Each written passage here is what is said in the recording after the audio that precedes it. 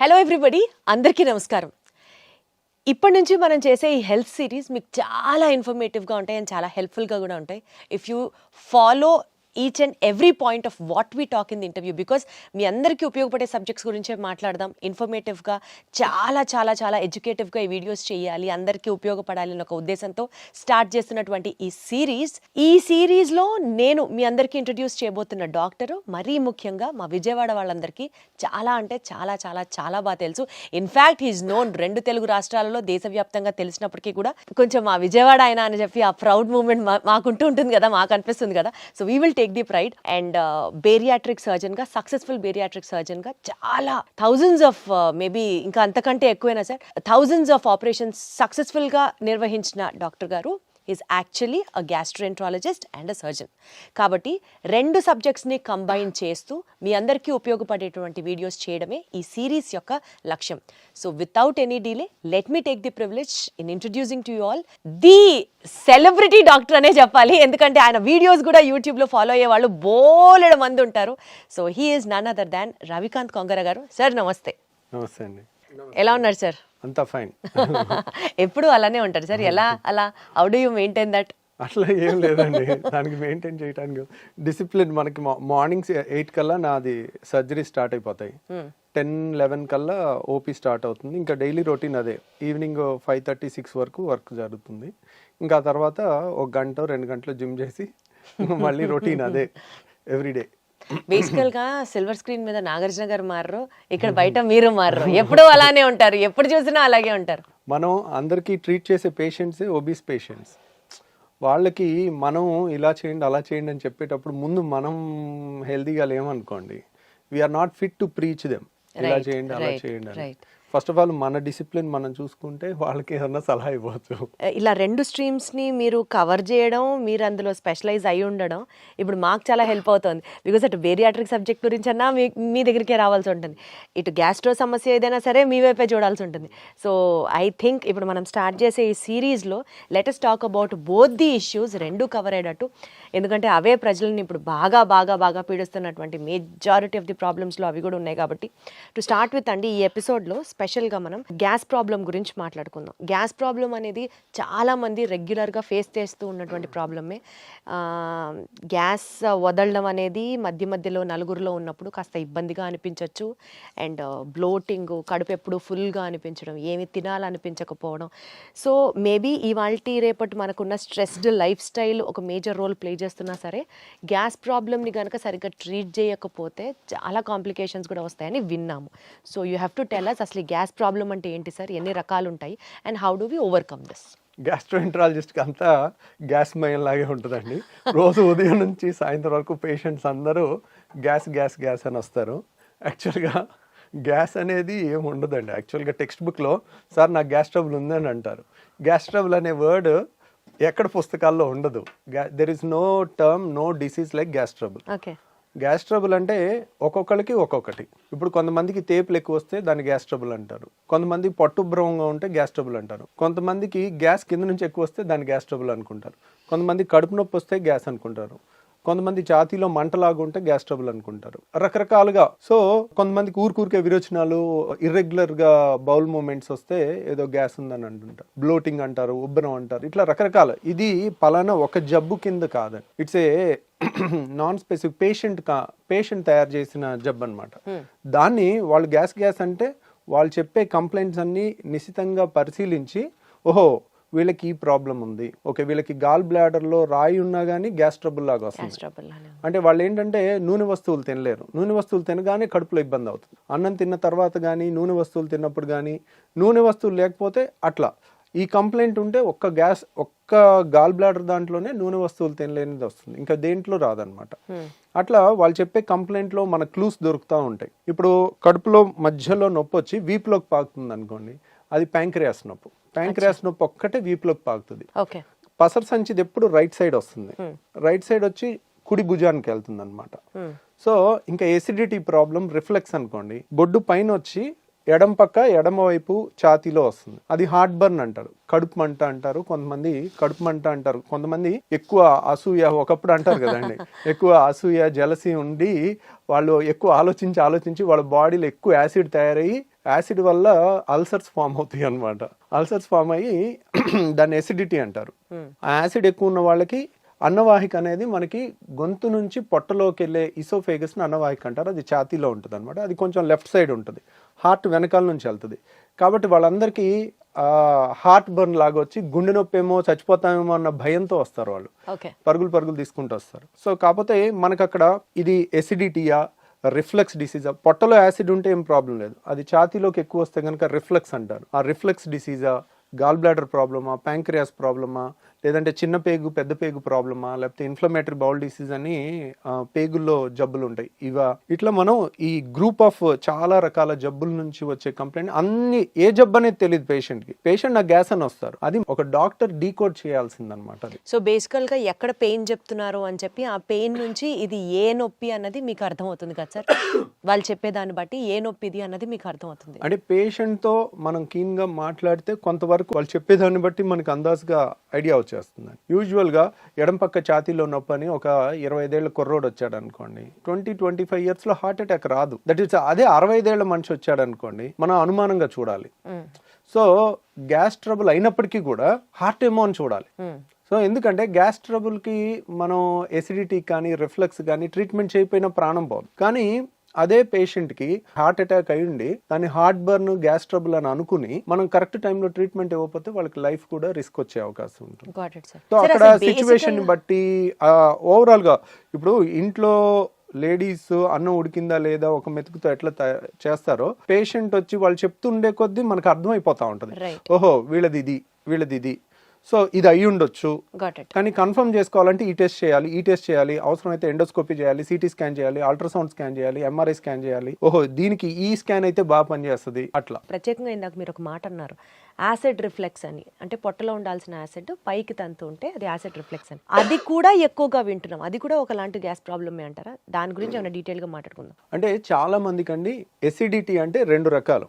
ఒకటి పొట్టలో యాసిడ్ ఎక్కువ తయారవటం, టెన్షన్, ఇర్రెగ్యులర్ ఫుడ్ హ్యాబిట్స్, ఆలోచన ఎక్కువ ఉండటం, సో పని ఒత్తిడి ఎక్కువ ఉండటం వల్ల బాడీలో యాసిడ్ ఎక్కువ తయారవుతుంది. ఎప్పుడైతే యాసిడ్ ఎక్కువ తయారవుతుందో మనకి కడుపులో మంట వస్తుంది, వాళ్ళకి బొడ్డు పై భాగంలో మంటలాగా వస్తుంది. సో ఆ మంట అనేది ఎప్పుడైతే పొట్టలో పై భాగంలో మంట వస్తుందో అది ఒక రకమైన ఎసిడిటీ. దానికి సింపుల్ గా యాసిడ్ తగ్గించే యాంటాసిడ్ మందులు కానీ, కొత్తగా వచ్చిన పీపీఐస్ కానీ, అంటే ప్యాంటోప్రజోల్, రాబిప్రజోల్, ఒమిప్రజోల్, ఇసోమిప్రజోల్ అంటే రకరకాల ఏది వేసినా కానీ చాలా రిలీఫ్ వచ్చేస్తుంది. తర్వాత రెండోది ఏంటంటే మనకి డైలీ మన నోట్లో ఉమ్ము ఉంటుంది, దాని pH 7.4 ఉంటుంది. మన స్టమక్ లో హైడ్రోక్లోరిక్ యాసిడ్ ఉంటుంది, అది కాన్సన్ట్రేటెడ్ గానే ఉంటుంది. అంటే దాని pH వచ్చేసి 2 ఉంటుంది, లెస్ దాన్ 2, 1.5 to 2, అంటే వెరీ ఎసిడిక్ ఎన్వైరన్మెంట్. ఎందుకు మన ఫుడ్ అంతా డైజెస్ట్ చేయడానికి కానీ, అది ఆ యాసిడ్ ఎన్వైరన్మెంట్ వచ్చిన క్రిముల్ని, అనవసరమైన క్రిముల్ని చంపడానికి కానీ అదొక ప్రొటెక్టివ్ మెకానిజం, డైజెషన్ కానీ హెల్ప్ అవుతుంది అనమాట. సో ఈ యాసిడ్ అనేది పొట్టలో ఉండటం సహజ గుణం. కాబట్టి పొట్టలో ఎంత యాసిడ్ ఉన్నా మనకి ఇబ్బంది అయ్యదు. ఎందుకంటే పొట్ట గోడలో స్టమక్ వాల్లో యాసిడ్ ని తట్టుకునే శక్తి ఉన్న వాళ్ళని ఆల్రెడీ మన బాడీ తయారు చేసుకుంది. ఇప్పుడు చూడండి, మన అరికాళ్ళు అనేది మందంగా ఉంటాయి. అరికాళ్ళ మీద నడిచినా మనకి అవి మందంగా ఉండటం వల్ల అది అడాప్ట్ అయి ఉంటుంది అనమాట, మనకి ఇబ్బంది ఉండదు.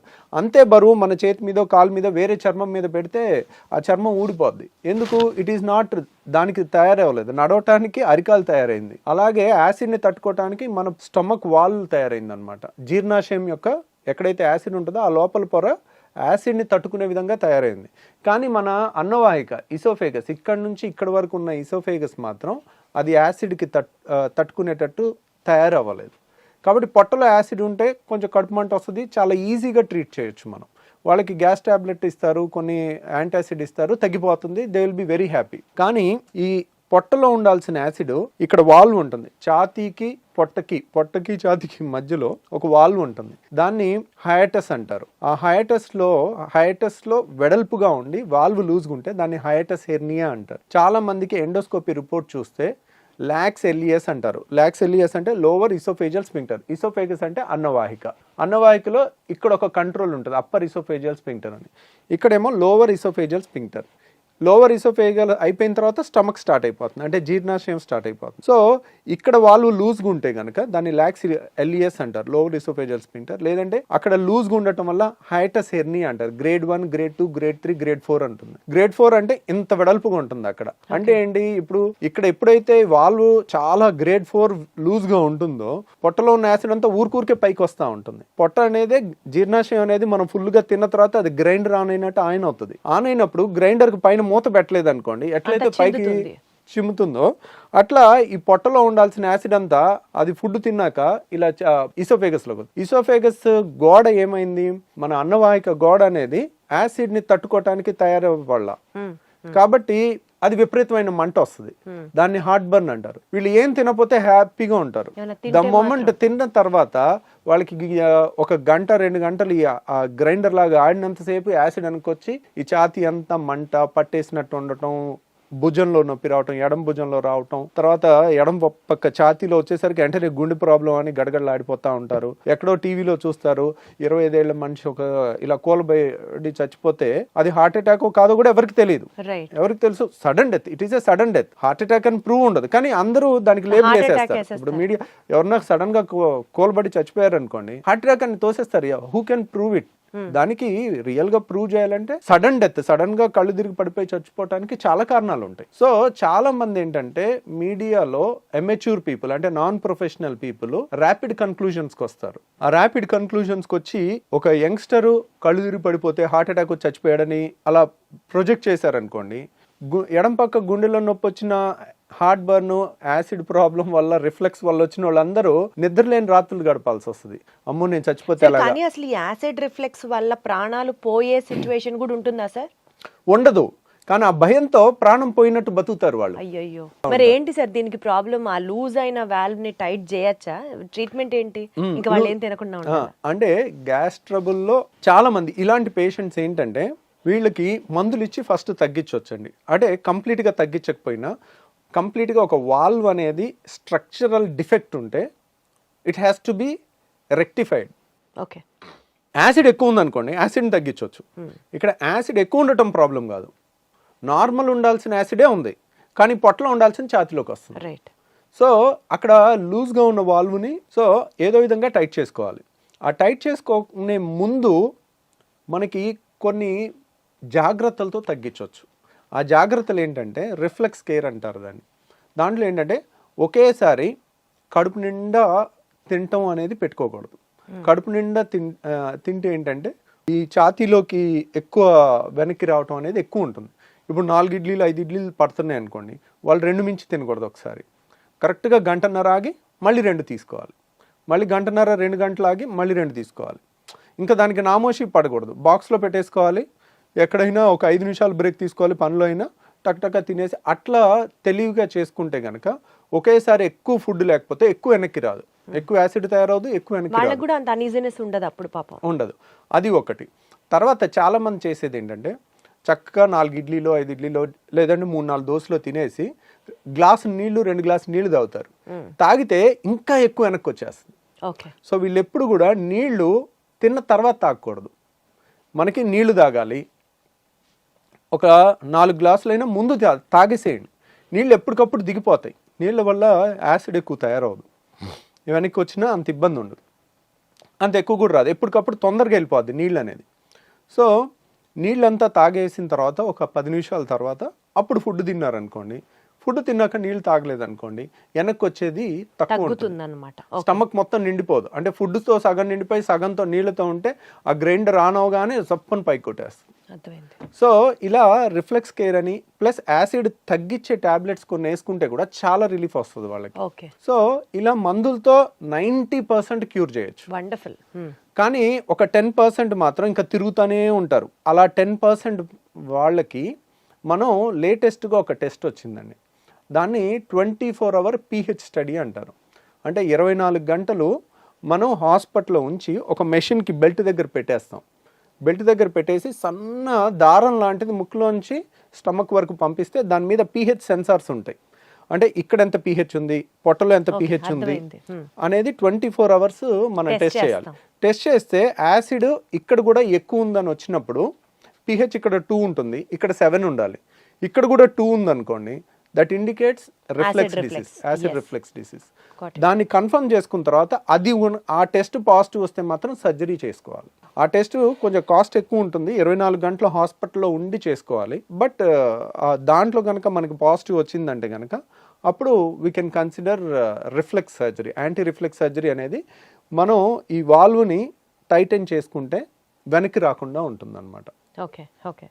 సో ఆ సర్జరీ మన దగ్గర ఇక్కడ చేస్తున్నారా సార్? మనం కూడా పర్ఫామ్ చేస్తాం. ఈ యాంటీ రిఫ్లెక్స్ సర్జరీని నిస్సెన్స్ ఫండాప్లికేషన్ అంటారు. దాని పేరు నిస్సెన్స్ అనే సైంటిస్ట్ పేరు పెట్టారనమాట. ఆ ఫండాప్లికేషన్ అంటారు. దానికి ఆల్మోస్ట్ కోత ఉండదు, కుట్టు ఉండదు, చిన్న హోల్ ద్వారా చేస్తాము. ఒక 20 minutes to 30 minutesలో అయిపోతుంది. ఈరోజు మార్నింగ్ చేస్తే నెక్స్ట్ డే ఈవినింగ్ 95% డిశ్చార్జ్ అయిపోతారు. ఇంకొక 5% నెక్స్ట్ డే డిశ్చార్జ్ అవుతారు. సో ఇది ఎఫెక్టివ్నెస్ ఎంత ఉంటుంది అంటే కనుక ఆల్మోస్ట్ 75% నుంచి 85% వరకు ఉంటుంది. ఒక 25%కి సగం రిలీఫే ఉంటుంది. ఎందుకు దాంట్లో 100%కి 100% గ్యారంటీ చెప్పలేకపోతున్నాం. ఇప్పుడు రాళ్ల సమస్య ఉంది, గాల్ బ్లాడర్ తీసేసాం, 100% క్యూర్, మళ్ళీ జన్మలో వాళ్ళు మన దగ్గరికి రావాల్సిన పని ఉండదు. అది 100% అనే 99% 100% గ్యారంటీగా చెప్పేయచ్చు. అదే రిఫ్లెక్స్ దాంట్లో 70 to 85% అనేది చాలా హై రిజల్ట్ అనమాట. సో ఎందుకనంటే ఇప్పుడు ఏదన్నా తీసేయటం తేలిక. గాల్ బ్లాడర్ తీసేసాం అయిపోయింది, గర్భసంచి తీసేసాం అయిపోయింది, చెయ్యి నరికేసాం నిమిషం పని. సో తీసేయటం తేలిక. మొండి చేయిని ఇలా తయారు చేయలేం. మనిషి ఇంకో 1000 జన్మలు ఎత్తినా కానీ, సైన్స్ ఎంత డెవలప్ అయినా కానీ మొండి చేయిని ఈ మూమెంట్ రాదు. రాయటం కానీ ఈ అద్భుతమైన క్రియేషన్ అనేది జరగదు. ఈ వాల్వ్ కూడా ఒక అద్భుతమైన క్రియేషన్. అది మనకి న్యాచురల్గానే పర్ఫెక్ట్గా ఉండాలి. దాన్ని మనం క్రియేట్ చేస్తున్నప్పుడు మనం ఒక గాడ్ క్రియేట్ చేసిన క్రియేషన్ అంత పర్ఫెక్షన్గా ఎప్పటికీ చేయలేం. 80% క్రియేషన్ అనేది ఇంకా వరల్డ్స్ బెస్ట్ రిజల్ట్ అనమాట. ఆ మాత్రం రిజల్ట్ ఇవ్వటమే చాలా కష్టం. అందుకనే అంత రిజల్ట్ కూడా ఇవ్వలేక ఎవ్వరు ఈ సర్జరీస్ అసలు చెప్పరు. మీరు 10 మంది నా దగ్గరికి సర్జరీ కోసం వస్తారు, వాళ్ళు ఆల్రెడీ 10 మంది గ్యాస్ట్రోఎంట్రాలజిస్ట్ని చూసుంటారు. ఇంకెక్కడ దొరక్క బాధపడి పడి పడి తిరిగి చివరికి ఇక్కడన్నా ఏదన్నా దొరుకుద్దేమో అని వచ్చే వాళ్ళు ఉంటారు. అట్లా వచ్చి తగ్గిన వాళ్ళు చాలామంది ఉన్నారనమాట. మనం ఆల్మోస్ట్ ఇండియాలోనే హైయెస్ట్ సర్జరీస్ చేస్తాం. ఇదేంటంటే టెక్నికల్లీ ఛాలెంజింగ్ అనమాట. మనం కొంచెం ఈ టైట్ ఎక్కువ చేసామనుకోండి వాళ్ళకి ముద్ద దిగదు, పట్టేసుకున్నట్టు ఉంటుంది. మళ్ళీ తక్కువ చేసామనుకోండి వెనక్కి వస్తుంది. అది చాలా కరెక్ట్గా ముందు నుయ్యి వెనక్కి గొయ్యిలాగా ఉంటుంది అనమాట ఈ సర్జరీలో. సో అందువల్ల ఈ నిస్సెన్స్ ఫండాప్లికేషన్ అనేది అంత తొందరగా నేను కూడా చెప్పను. ప్లస్ చాలామందికి ఒక టెస్ట్ చేసుకోమని చెప్తాను, మీకు రిఫ్లెక్స్ ఉందా లేదా అని మీరు తెలుసుకోవటానికి. ఇప్పుడు సపోజ్ సార్ ఊరికే వెనక్కి వస్తుంది సార్, తిన్న తర్వాత ఇబ్బంది అవుతుంది సార్, ఛాతీ మండుతుంది, గొంతులోకి వస్తుంది, తేపులు వస్తుంది, మెతుకులు వస్తున్నాయి.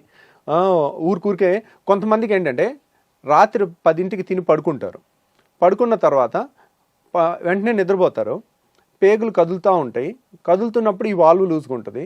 అది ఒక్కసారి ఇలా గ్రైండర్ లాగా మధ్యలో ఒక్కసారి ఆన్ అయినప్పుడు టక్కున బుడుకుమని గొంతులోకి వచ్చేస్తాయి, వాటర్ వచ్చేస్తాయి. వాళ్ళు నిద్రపోయి ఉంటారు.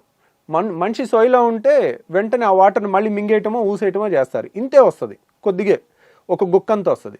వాళ్ళు నిద్రపోయి ఉండేసరికి అది పొలమారుద్ది, దగ్గిలేస్తారు నిద్రలో పొలమారి. సో ఇది ఒక లక్షణం అనమాట రిఫ్లెక్స్కి.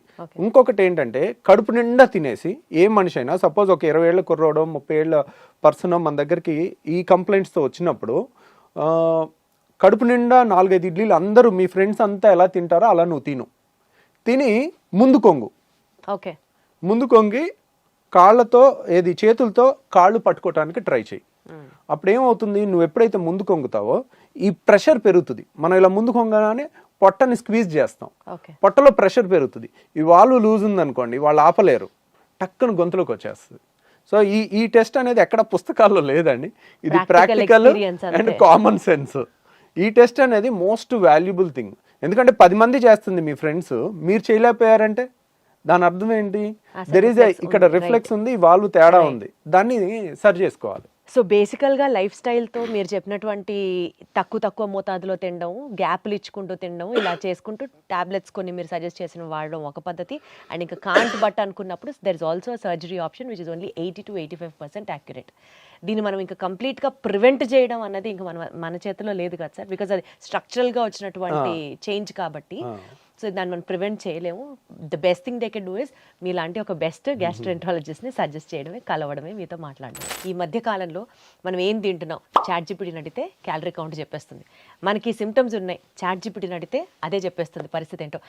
ఆఖరికి ఎక్స్రేలు, స్కాన్ రిపోర్టు, ల్యాబ్ రిపోర్ట్లను కూడా చాట్‌జిపిటిలోకి ఎక్కిచ్చేసి వాట్ ఈస్ ద ప్రెడిక్షన్ అని అంటే అదే మనకు చెప్పేస్తుంది. ఇంకా డాక్టర్ దాకా కూడా వెళ్ళాల్సిన అవసరం లేదు. అట్లీస్ట్ ఒక ఇన్ఫర్మేషన్ తెలుసుకొని ఆగితే పర్వాలేదు, కానీ డాక్టర్ కాదమ్మా కంగారక్కర్లేదు అన్నా కూడా వినకుండా మనం ఓవర్గా ప్యానిక్ అయిపోయాం అనుకోండి, అప్పుడు అసలైన సమస్య. సో బెటర్ అసలు ఈ చాట్‌జిపిటి వైద్యం ఆర్ ఆ మాటకు వస్తే గూగుల్ వైద్యము, యూట్యూబ్ వైద్యం అన్నిటినీ పుట్ ఇంటూ వన్ సినారియో. ఈ విషయం గురించి ఎంత డేంజరస్గా మారుతుంది ట్రెండ్ అన్నది definitely we need to talk about this to increase the awareness among everybody. Sir నేనే మా ఇంట్లో ఒక లైవ్ ఎగ్జాంపుల్లో బ్లడ్ టెస్ట్ చేయించుకొని HbA1c రిపోర్ట్ మా వాళ్ళకి ఎవరికి ఎక్కువ వచ్చేస్తే చాట్‌జిపిటిలోకి వెళ్ళేసి ఇంకిది టూ మచ్ ఉంది HbA1c, ఇంకా మీరు జాగ్రత్త పడాలి లేకపోతే చాలా కాంప్లికేషన్స్ వస్తాయంటే ఇంకా అసలు టెన్షన్ అయిపోయి ప్యానిక్ అయిపోయి డాక్టర్ దగ్గరికి వెళ్ళిపోయి డోస్ పెంచండి అని, డాక్టర్ ఏమో అక్కర్లేదని, ఎంత తలకాయ నొప్పి, ఎంత డ్రామా నడిచిందంటే. ఇలాంటి పేషెంట్స్ని మీరు చూస్తుంటారా సార్? యాక్చువల్గా ఈరోజు ఒక పేషెంట్ చూశానండి. సో ఆ పేషెంట్కి ఉన్న కంప్లైంట్ ఏంటంటే షీఈస్ ఇన్ 30 years ఉంటాయి, 30, 28 అలా ఉంటాయి. తనకి లెఫ్ట్ సైడ్ చెస్ట్లో అదో తెలియని ఇబ్బంది, షీ కుడ్ నాట్ ఎక్స్ప్లెయిన్. అది నొప్ప, మంట ఏంటి అనేది తను చెప్పలేకపోతుంది. సో ఎడం పక్క ఏదో ఉంది, ఛాతీలో ఉంది ఏదో అని తను చాట్‌జిపిటిలో లెఫ్ట్ సైడెడ్ చెస్ట్ పెయిన్ అని అని కొడితే ఫస్ట్ వచ్చేది హార్ట్ అటాక్ అని వచ్చింది దాంట్లో. సో హార్ట్ అటాక్ అని రాగానే తనకి ఇంకా దాంట్లోంచి బయటపడలేకపోతుంది. వెంటనే అక్కడ అమెరికాలో ఉంటుంది, అమెరికాలో ఎమర్జెన్సీకి వెళ్ళారు. అది ఈసీజీ అట్లాంటి బేసిక్ టెస్ట్లు చూసి ఏం అవసరం లేదు, అంత బాగానే ఉంది, ఏం హార్ట్ అటాక్ లాంటిది ఏం లేదు అని దే హ్యావ్ ఎష్యూర్డ్ దెమ్, ఏం కాదమ్మా అని. కానీ భయం అనేది ఒకటి ఉంటుంది కదండి. సో ఇది నాకే వస్తే, సో కొంతమంది యంగ్స్టర్స్ ఇలా పడిపోతున్నారు, అలా ఆ భయంతో నాకు యాంజియోగ్రామ్ చేయండి అని అక్కడ అడిగితే ఆ ఇన్సూరెన్స్ రూల్స్ ప్రకారం కానీ దేనివల్ల కానీ వాళ్ళు ఒప్పుకోకపోతే తను ఆల్మోస్ట్ ఇది జరిగి వన్ మంత్ అయింది అమెరికాలో. తర్వాత తను ఇండియా వచ్చి ఇండియాలో మనకి ఏ టెస్ట్ అయినా యాక్సెసిబుల్ ఉంటుంది, వెంటనే అక్కడ 1, 2 నెలలు, 3 నెలలు అపాయింట్మెంట్ తర్వాత దొరుకుతుంది. ఇక్కడైతే ఒకే రోజు అన్ని రకాల టెస్టులు మనకు కావాల్సినంత స్పీడ్గా చేయించుకోవచ్చు. ఇండియా వచ్చేసి ఒక హాస్పిటల్కి వెళ్ళి నాకు ఇట్లా ఉందండి, నాకు ఒక యాంజియోగ్రామ్ కావాలి అని అన్నాను. యాంజియోగ్రామ్ అవసరం లేదమ్మా నీకు అని చెప్పినా కానీ లేదండి నాకు కావాలి అంటే, సరే రెగ్యులర్ యాంజియోగ్రామ్ అంటే ఇక్కడ సూది గుచ్చి లోపలికి వేసి చేయాలి కదా, అది రిస్క్ ఎందుకు అనవసరంగా సిటీ యాంజియోగ్రామ్ చేద్దామని సిటీ స్కాన్ యాంజియోగ్రామ్ చేయించారు. CT scan angiogram, calcium score అన్నీ చేసుకుంటే అన్నీ 0 ఉన్నాయి, అసలు అంటే ఏమీ లేదని. దీన్ని బట్టి మనం అర్థం చేసుకోవాల్సి, చాలామంది ఏమనుకుంటున్నారు, ఒక టెస్టే కదా చేసేసుకున్నాం మనకేముంది హ్యాపీగా ఉన్నాం కదా అని అనుకుంటున్నారు. అంటే ప్రతి దాన్ని అవసరం లేని టెస్ట్ చేయటం వల్ల ఒక రక్తం ఒక చుక్క లేకపోతే ఇంతో 5 ml ఇస్తే దానివల్ల పెద్ద నష్టమేం లేదు. కానీ ఒక అల్ట్రాసౌండ్ స్కాన్ చేస్తే ఏం అవ్వదు. అల్ట్రాసౌండ్ అంటే మన సౌండ్ వేవ్స్, మన నోట్లోంచి వచ్చిన వైబ్రేషన్స్ లాంటి అల్ట్రాసౌండ్ స్కాన్ ఎన్ని 1000 సార్లు చేయించుకున్నా రిస్క్ ఉండదు. ఎంఆర్ఐ స్కాన్లో కూడా రిస్క్ ఉండదు. కానీ సిటీ స్కాన్ అలా కాదు. తను ఏం చేయించుకుంది, సిటీ యాంజియోగ్రామ్ చేయించుకుంది. ఒక్క CT scan is equals to 1000 X rays. 1000 ఎక్స్రేస్లో తగిలినంత రేడియేషన్ తగులుతుందన్నమాట. ఇప్పుడు చైల్డ్ బేరింగ్ ఏజ్ ఉన్న ఉమెన్ అంటే 30 yearsలో అలా ఉన్నప్పుడు వాళ్ళకి ఆ రేడియేషన్ అంతా తగిలితే వాళ్ళ ఓవరీస్కి కూడా తగులుతాయి, వాళ్ళ థైరాయిడ్స్కి తగులుతాయి. These are very radiation sensitive organs మన బాడీలో. సో వాళ్ళ ఓవరీలో ఉండే ఎగ్స్కి కూడా తగులుతాయి. దానివల్ల కూడా ఆ డిఎన్ఏలో మార్పులు వచ్చి వాళ్ళకి రేపొద్దున పుట్టే పిల్లల్లో కూడా జన్యుపరమైన లోపాలు రావచ్చు. అందుకని అంత తొందరగా రేడియేషన్ ఉన్న టెస్ట్లని అంత తొందరగా రికమెండ్ చేయరు. కానీ ప్రాబ్లం ఏంటంటే ఇక్కడ వాళ్ళు అది చేయించుకుని నార్మల్ అని వాళ్ళకి తెలిసిందే వైద్యం అని అనుకునే స్టేజ్కి వాళ్ళ భయం తీసుకెళ్తుందంటే మనం రీసెర్చ్ చేయాలి. ఏది యూట్యూబ్లో రీసెర్చ్ చేయండి, గూగుల్లో చేయండి. Who is the genuine doctor, ఎవరైతే మినిమం టెస్టులతో మంచి వాళ్ళ ఐక్యూ వాడి బెస్ట్గా వాళ్ళు సజెషన్ ఇవ్వగలుగుతారనేది చేసి వాళ్ళ దగ్గరికి వెళ్ళి ఒపీనియన్ తీసుకోవటం అనేది బెస్ట్ ఆప్షన్. అంతేగాని ఇప్పుడు మనమే గూగుల్ చేసేస్తే మనం ఒక డాక్టర్కి వచ్చేస్తుంది అని అనుకోవటం మూర్ఖత్వం. సరే, గాల్ బ్లాడర్లో స్టోన్స్ అని మనం వింటూ ఉంటాం. అది అసలు ఫస్ట్ ఎలా ఐడెంటిఫై చేస్తామండి? కడుపు దగ్గర నొప్పిగా అలా స్టార్ట్ అవుతుందా, లేకపోతే బ్లోటింగా, గ్యాసా, ఎలా స్టార్ట్ అవుతుంది? How do we identify? So gall bladder అనేది ఇప్పుడు నేను ఒకటి ఇది చూపించి చెప్తానండి. ఇది గాల్ బ్లాడర్ అనమాట. సో ఇది ప్యాంక్రియాస్, ఎల్లో కలర్ అంతా ప్యాంక్రియాస్. ఓకే. సో ఇదేమో చిన్న పేగు, డుయోడినం అంటారు. సో ఈ గాల్ బ్లాడర్ మనకి కుడి పక్క ఉంటుంది. ఇక్కడ ఈ రిబ్ కేజ్ ఉంటుంది కదండి, ఈ రిబ్ కేజ్ ఇక్కడ ఎముక అయిపోతుంది. ఛాతీ ఎముక ఇక్కడతో ఎండ్ అవుతుంది, ఇక్కడ నుంచి పొట్ట స్టార్ట్ అవుతుంది అనమాట. ఈ రిబ్ కేజ్ కరెక్ట్గా ఈ పాయింట్లో ఉంటుంది, మధ్య పాయింట్లో, అంటే మిడ్ లైన్కి ఇక్కడికి మధ్య పాయింట్లో ఇక్కడ ఉంటుంది అనమాట.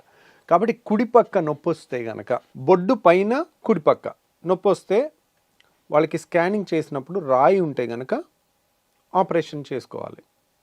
సో అదే స్కానింగ్ చేస్తారు, రాయి ఉంటుంది, ఎడం పక్క నొప్పి ఉంటుంది, ఆపరేషన్ అవసరం లేదు. బొడ్డు కింద నొప్పి ఉంటుంది, ఆపరేషన్ అవసరం లేదు. రాయి ఉంది కానీ రాయి వల్ల బొడ్డు పైన కుడిపక్క మాత్రమే నొప్పి వస్తుంది దీనివల్ల. లేదంటే ఇంకా పైన కూడా రావచ్చు, రైట్ షోల్డర్ నొప్పి కూడా రావచ్చు. రైట్ షోల్డర్ నొప్పి వచ్చినా ఆపరేషన్ చేయాలి. సో నేను చెప్పే అన్నీ టెక్స్ట్ బుక్లో సువర్ణాక్షరాలతో లిఖించబడినవి. నేను చెప్పేవన్నీ ఏదో నా నోటుకు వచ్చిన సొల్లు కబుర్లు కాదండి. ఎందుకంటే మీరు జాగ్రత్తగా వినండి. చాలామంది ఏంటంటే వాళ్ళకి నచ్చినవి తీసుకుంటారు, నచ్చని విన్నట్టు వదిలేస్తారు. నేనేం చెప్తున్నాను, బొడ్డు కింద నొప్పి ఉండి రాయి ఉంటే చెయ్యొద్దు, ఎడం పక్క నొప్పి ఉంటే చెయ్యొద్దు, బొడ్డు పైన కుడిపక్క ఉంటే మాత్రమే ఆపరేషన్ చేయాలి, ఒక్కసారి వచ్చినా చెయ్యాలి.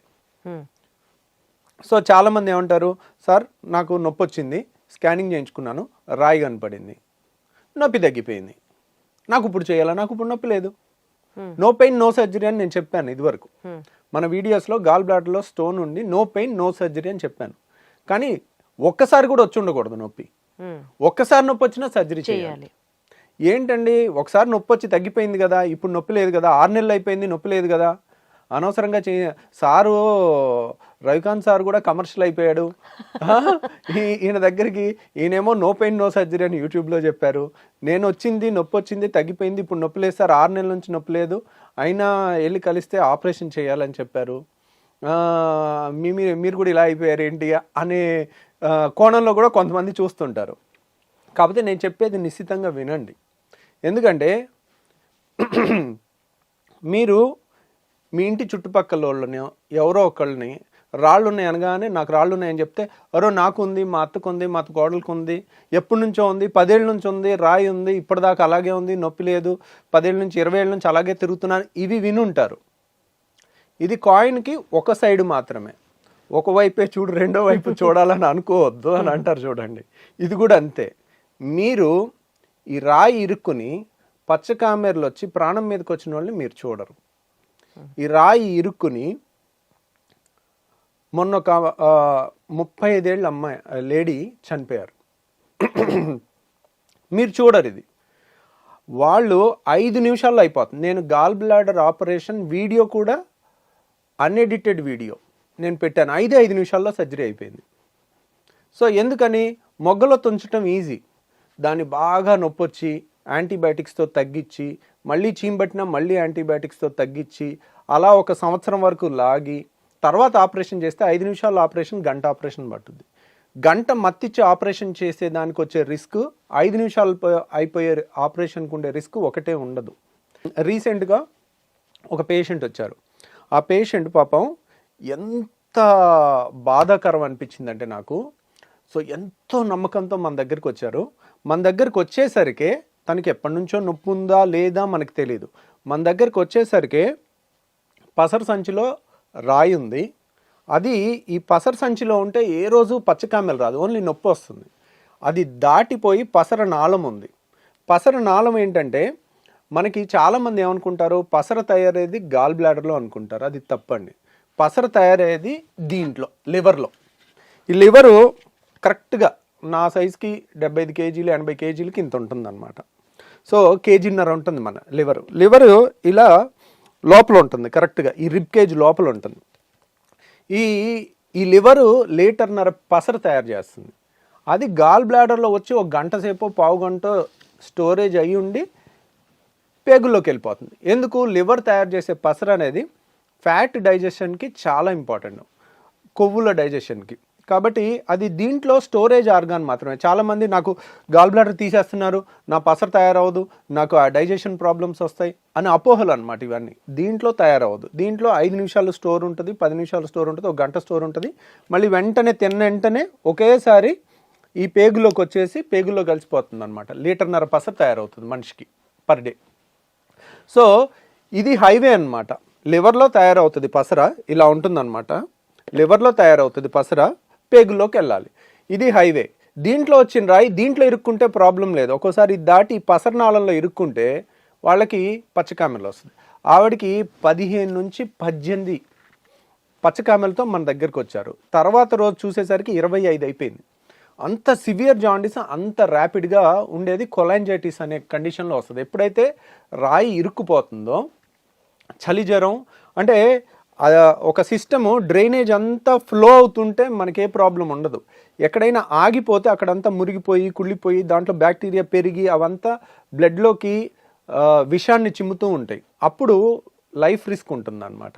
దాన్ని కొలాంజైటిస్ అంటారు. సో ఈ పేషెంట్కి ఇంకా ఎమర్జెన్సీలో ఈఆర్సిపి అనే ఆపరేషన్ చేయాల్సి వచ్చింది.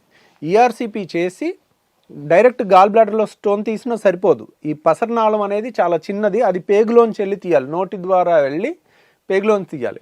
పసర సంచి ఏంటంటే బొడ్డు దగ్గర నుంచి చిన్న హోల్ వేసి ఇక్కడ నుంచి తీసేస్తాం. కానీ పసరనాళం ప్యాంక్రియాస్ మధ్యలో ఉంటుంది, దాన్ని ఆపరేషన్ ద్వారా తీయలేం, నోటి ద్వారా మాత్రమే తీయాలి.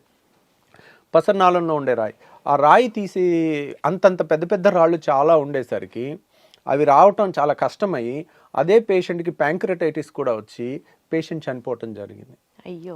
సో నేను ఈ 10 ఏళ్లలో గాల్ బ్లాడర్తో స్టోన్తో చనిపోవటం ఫస్ట్ టైం చూసి షాక్ అయిపోయాను. నేను ఎప్పుడో చూస్తున్నాను, కానీ నేను చూసిన వాళ్ళందరూ 50 ఏళ్ళు 60 ఏళ్ళు దాటిన తర్వాత చనిపోయారు. కాబట్టి 60-70 ఏళ్ళు దాటిన తర్వాత చనిపోతే అంత బాధ అనిపించదు. ఈవిడిది మాత్రం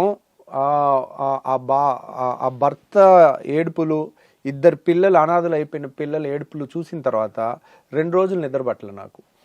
ఇంత చిన్న ప్రాబ్లంకి అనవసరంగా భయపడి పెద్దానికి 5 నిమిషాలు అయ్యే ఆపరేషన్కి 100 క్వశ్చన్లు అడిగి నిజంగా అవసరమా డాక్టర్ గారు అని మమ్మల్ని అనుమానంతో చూసి మనకెందుకు వచ్చిన గొడవలే గట్టిగా చెప్పడం ఎందుకని అనిపించే స్టేజ్ తీసుకొస్తున్నారు. అట్లా తీసుకురాకండి. నేను చెప్పిన రూల్ నెంబర్ 1 గోల్డెన్ రూల్ గుర్తుపెట్టుకోండి. గాల్ బ్లాడర్లో స్టోన్ ఉంది, కుడి పక్క నొప్పి వచ్చింది, బొడ్డు పైన కుడి పక్క, మిగిలిన ఎక్కడ నొప్పి వచ్చినా చేయించుకోవద్దు, ఇక్కడ వస్తే చేయించుకోండి. అయినా కానీ కన్సెషన్ అడగండి.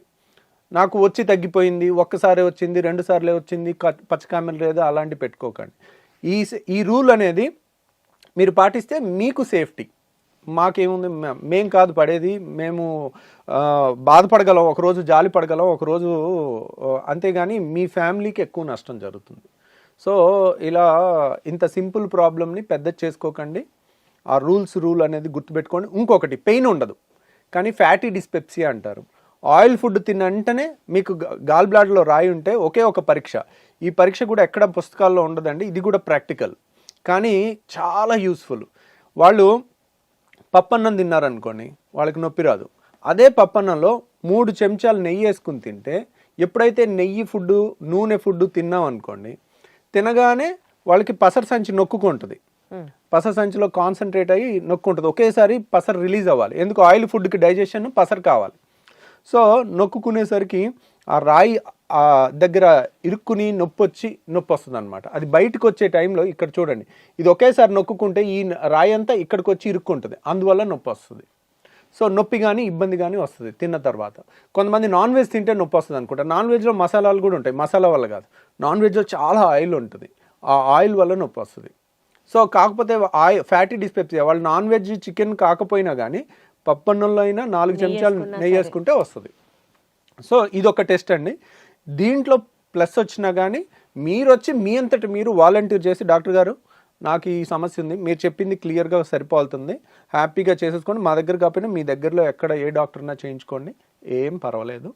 సో పావు గంటలో యాక్చువల్గా అయితే 5 నిమిషాలేనండి ఈ ఆపరేషన్ కరెక్ట్గా నేను చేసేది. మత్తు ఇవ్వటం పావు గంట, మత్తులోంచి బయటికి రావటం పావు గంట.